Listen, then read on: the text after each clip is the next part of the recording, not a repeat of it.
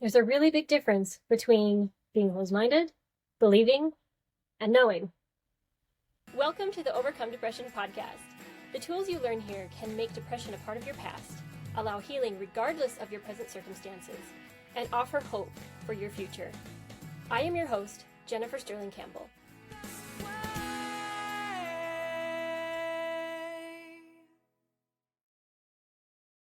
From here on out, I really need you to be a truth seeker. And I really need to emphasize that you not just listen to and take everything I say as ultimate truth. I am not God. I am a fallible human being.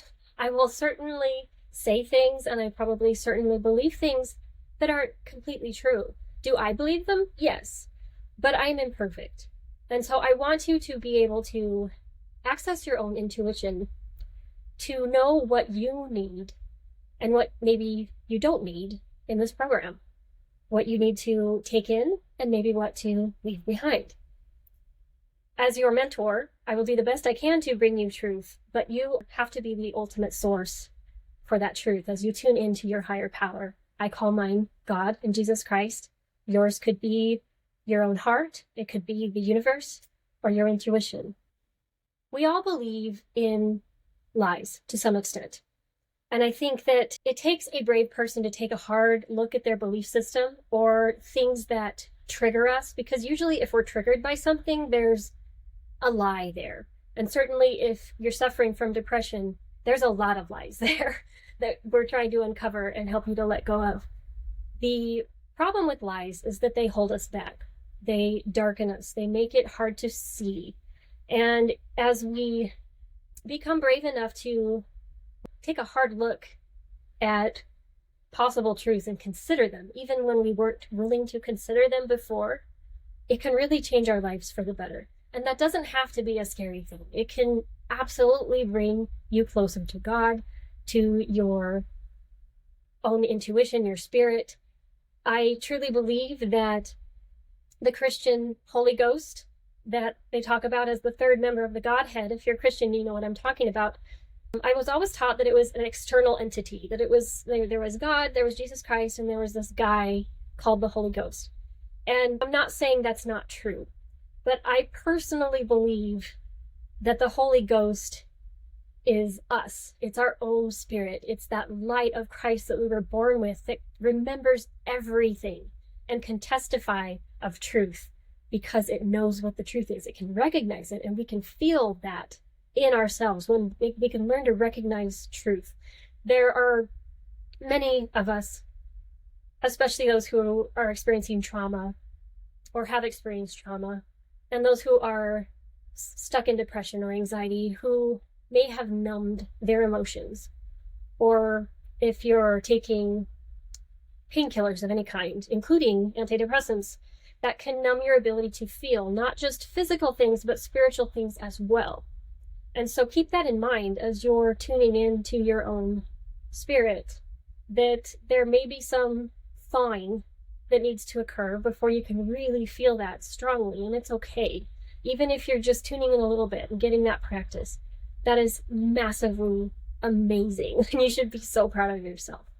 So I want to take you through a exercise that I taught my kids. I remember my son saying out loud to me once, God never talks to me. And again, process this through your filter. If you don't believe in God, then, say it like your heart or your intuition, that's fine. But when I was talking to my son, he was raised a Christian in the Mormon faith. And so he said, Mom, God never talks to me. And I said, well, why do you say that? And he gave me his reasons. And I said, well, I don't think that maybe this is something you don't understand, but all of the thoughts in your head are not yours.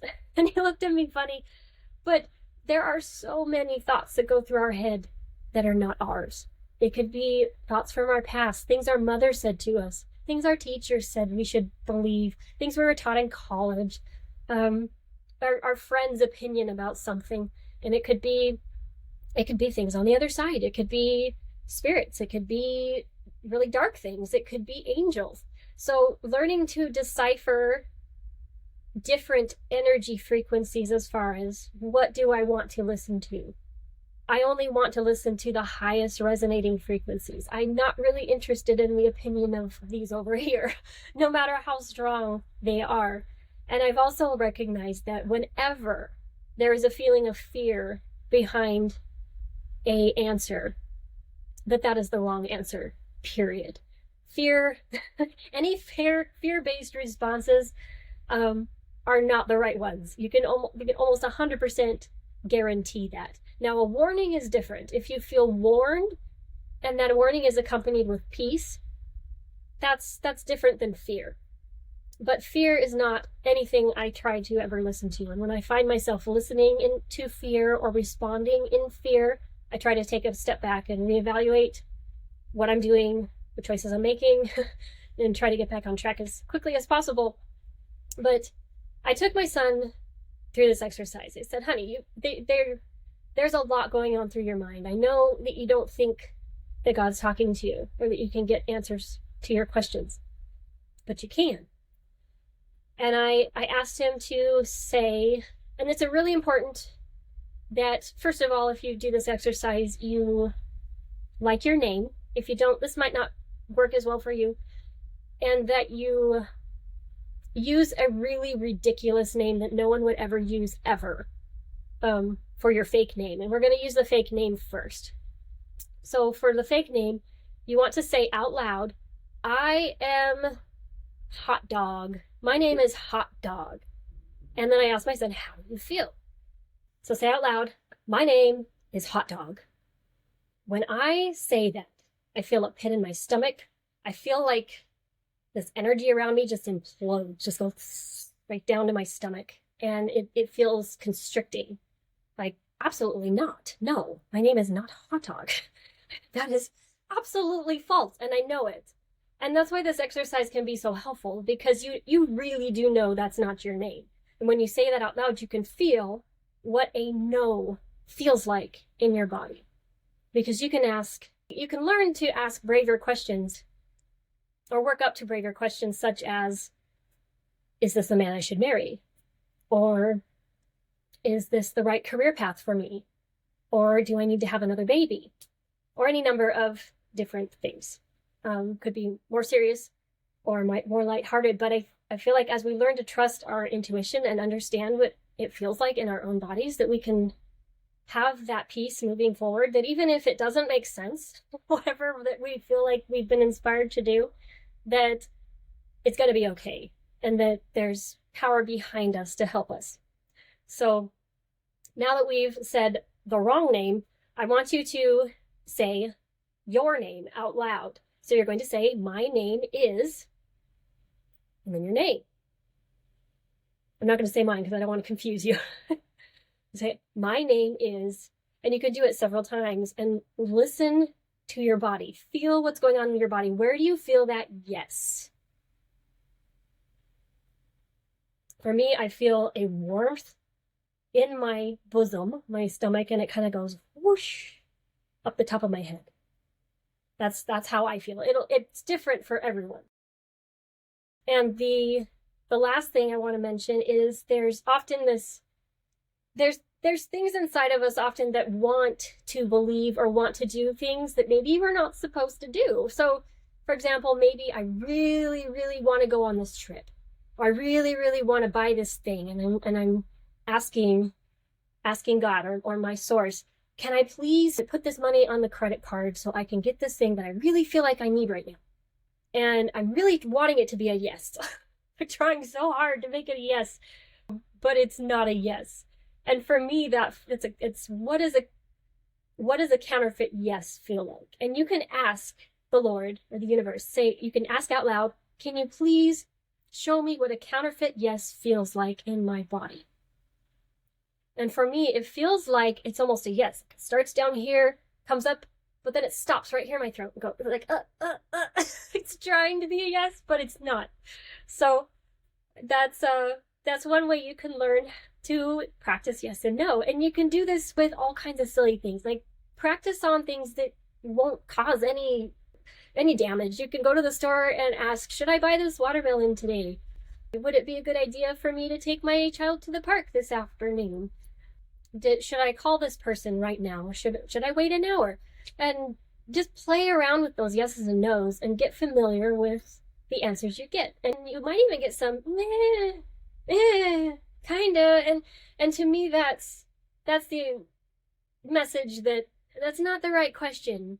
Close, but it's like not a yes or no. It's just a So playing around with that and getting familiar again with yeses, nos, you really can know for yourself what you need, what your family needs, the path to take, and you can gain experience and confidence in those areas. I do want to show you, I'm going to share my screen. First time doing this. All right. So here is my human design. If you feel so inclined, you can go to mybodygraph.com, put in your birth information. So you'll need your name, obviously, your time of birth, your birth location, and of course your birth date. And then it'll pump out this chart for you. Now keep in mind that the birth date, it's opposite on this particular website. So if it's July 2nd, it's actually going to be 2/7. In the United States, we always go 7/2, so July 2nd, but instead you're going to want to put the day before the month. I think maybe Europeans, countries do it that way, but anyway, just keep that in mind so you're not putting in the wrong birth date.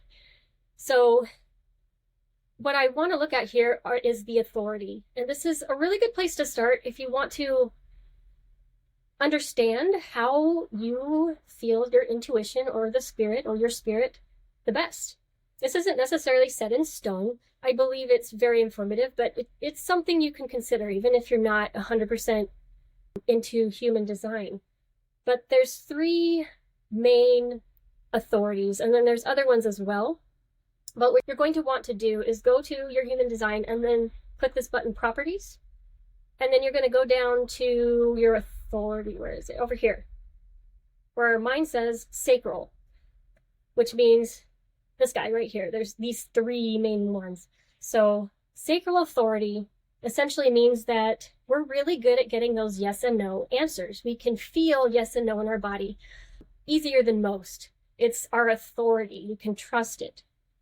And we usually have this knowing associated with the questions that we ask. And we can get answers to questions very quickly. We can also sacral authority has the ability to ask a question over and over and over again and still get a solid answer. Maybe ask a question differently to try to get down to more specific answers. The emotional authority, 2 of my sons have this. Very different from mine. And if you have kids or a husband who has a different authority than you, then it makes it a lot easier to understand how they take their decision-making process and how they process information different than you, especially spiritually. So an emotional authority means, and mine's not filled in with a color. If you're an emotional authority, it will be a color. And it'll say over here that you're an emotional authority. But an emotional authority has to be very careful. We all have to be careful of this, but especially emotional authorities, not to make emotional decisions.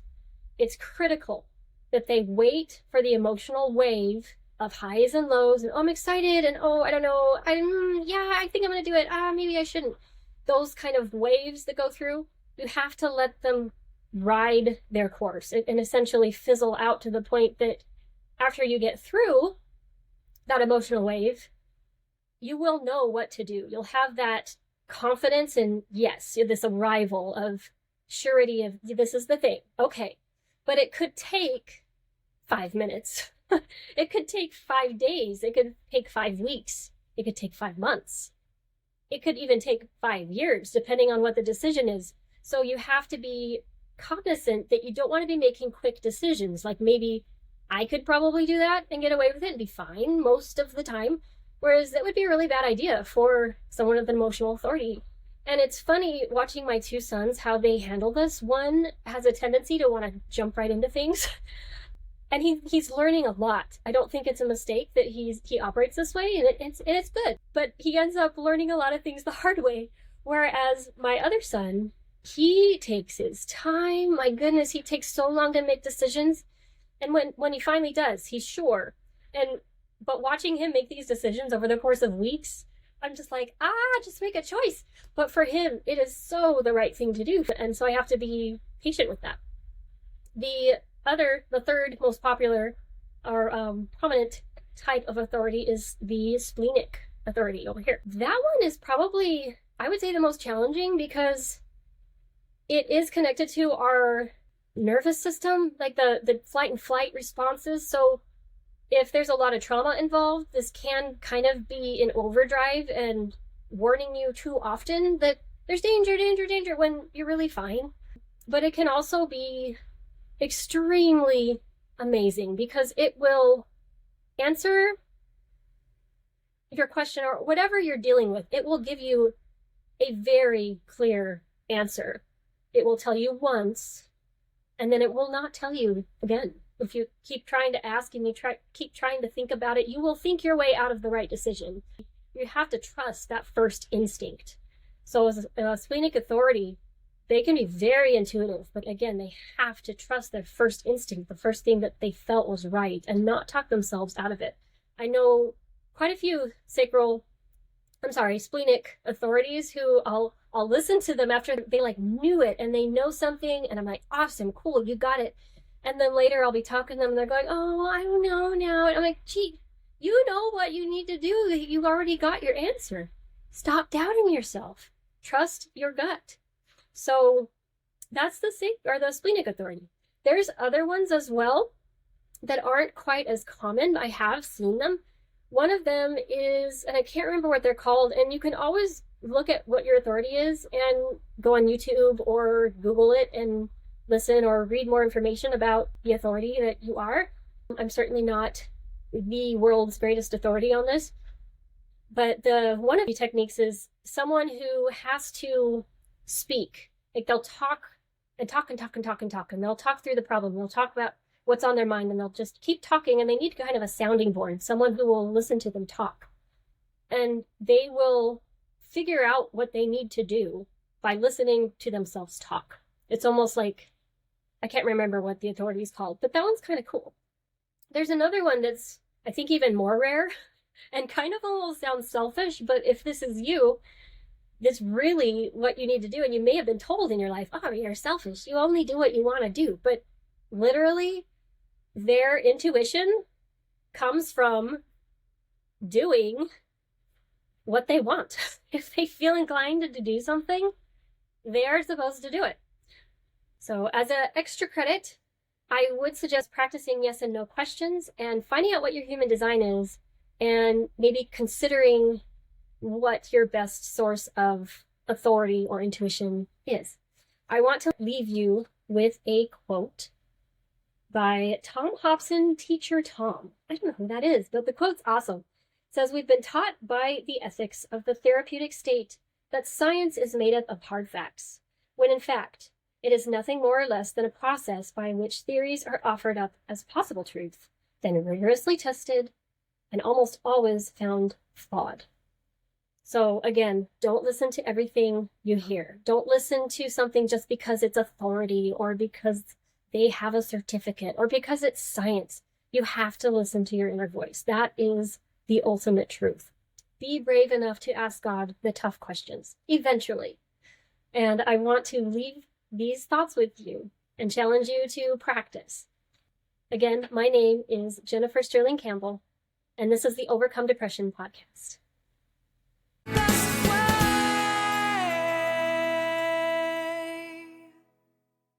If you are new to this podcast, please go watch all of the hashtag introduction videos first, and then consider downloading the Overcome Depression workbook. Links in the description. The content in this podcast is based on my own personal beliefs, is for informational purposes only, and is not intended to substitute for medical advice, diagnosis, or treatment. Please refer to the full legal disclaimer in the description.